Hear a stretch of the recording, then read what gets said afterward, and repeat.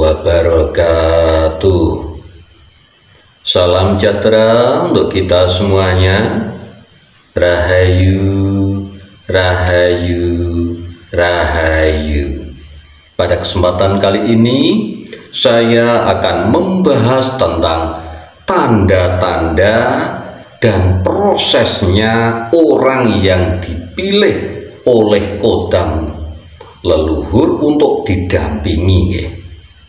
Nah, untuk bisa didampingi oleh kodam leluhurnya yang sakti, ini tidak mudah, prosesnya tidak gampang.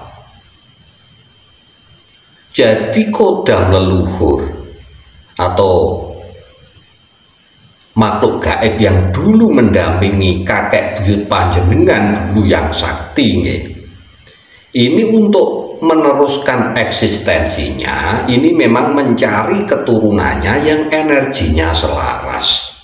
Nah, kalau energinya selaras, itu biasanya kemudian nurun untuk didampingi. Nah, tandanya gimana keturunan itu tadi kalau mau didampingi oleh kodam leluhurnya yang sakti? Yang pertama, biasanya keturunan yang mau didampingi itu tadi biasanya itu bisa melihat makhluk alam gaib, terutama ini adalah kodam leluhurnya itu tadi. Jadi bisa melihat tetapi belum didampingi, karena apa? Baru akan didampingi. Prosesnya itu biasanya terbuka dulu, bisa melihat dulu. Kadang-kadang dari alam gaib itu bisa melihat, tetapi baru sedikit-sedikit, belum bisa terbuka semuanya. Nah, itu yang pertama biasanya itu. Kemudian diperlihatkan kodam-kodam leluhurnya dulu. Kadang sekilas, gitu, entah itu lewat mimpi, kadang-kadang lewat dunia nyata. Nah, itu pertama itu, biasanya melihat dulu. Kemudian proses selanjutnya, kalau seseorang itu mau dipilih dan didampingi oleh kodam leluhurnya yang sakti, ini biasanya orangnya sakit dulu. Biasanya begitu.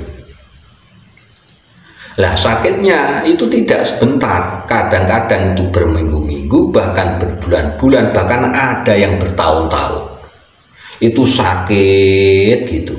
Secara medis biasanya kalau didiagnosa dokter, itu biasanya tidak ada penyakitnya biasanya. Kadang sembuh sakit lagi begitu. Nah, tetapi ini biasanya yang sakit ini waktu masih muda, usia muda biasanya. Nah, nanti kalau energinya sudah selaras, itu tujuannya kan untuk agar orang yang akan didampingi itu tadi itu sabar dan ikhlas menerima sakitnya. Nah, itu artinya energinya akan meningkat. Kalau energinya meningkat, sudah selaras dengan energi kodam leluhurnya, maka kodam leluhur yang sakti itu tadi akan memilih orang itu tadi untuk didampingi. Nah, biasanya begitu. Dan saat sakit, itu biasanya diperlihatkan kilasan-kilasan daripada kehidupan leluhurnya dulu. Pernah di tempat ini, pernah apa gitu, pernah berbuat begini begitu, semacam itu. Jadi diperlihatkan gambaran-gambaran, kilasan-kilasan perjalanan hidup leluhurnya dulu. Nah, itu biasanya begitu.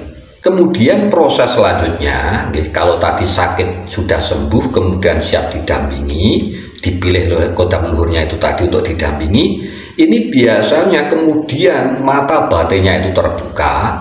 Nah, setelah terbuka biasanya bisa berinteraksi dengan kodam leluhurnya yang sakti itu tadi.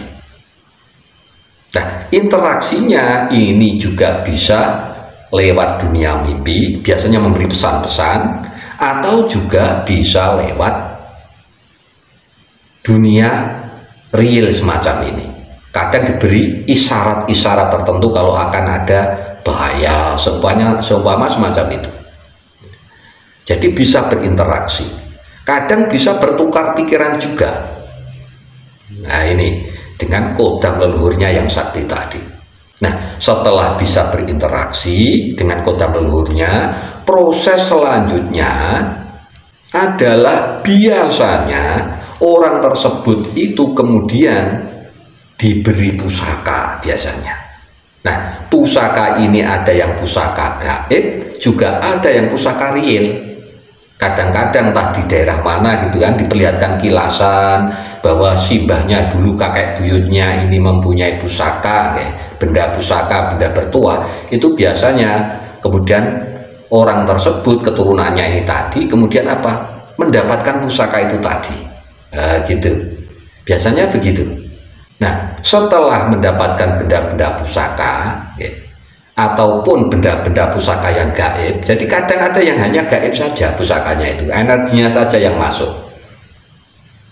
Kemudian biasanya setelah itu proses selanjutnya yang nomor 5, otomatis orang itu tadi mempunyai kesaktian secara otomatis, mempunyai kelebihan dibandingkan dengan orang-orang pada umumnya. Tahu-tahu bisa mempunyai daya penyembuh yang bagus, tahu-tahu mempunyai daya pengasihan atau daya pikat yang luar biasa. Ini secara otomatis. Tahu-tahu mata batinnya itu terbuka, kepekaannya semakin tajam, daya karismanya semakin bagus. Nah ini proses terakhir, jadi mempunyai kelebihan-kelebihan atau kesaktian-kesaktian yang tidak dimiliki oleh orang pada umumnya. Nah prosesnya semacam itu tadi ya. Jadi itu tanda-tandanya atau prosesnya kalau seseorang itu tadi dipilih oleh kodam leluhurnya untuk didampingi ya. Jadi itu bahasan kita kali ini, mudah-mudahan bisa menambah wawasan dan mudah-mudahan bisa bermanfaat untuk kita semuanya. Sekali lagi ya, jangan sampai kulo panjenengan semuanya ini bergantung kepada kodam. Tetap harus menyadarkan diri kita kepada Tuhan yang Maha Kuasa, Allah Subhanahu wa Ta'ala. Karena apa? Kodam ini sifatnya hanya membantu saja, terus sebagai perantara saja. Semua kehendaknya itu adalah kehendak Tuhan yang Maha Kuasa, Allah Subhanahu wa Ta'ala. Jadi begitu, mudah-mudahan bermanfaat untuk kita semuanya. Matur sembah nuwun. Wassalamualaikum warahmatullahi wabarakatuh.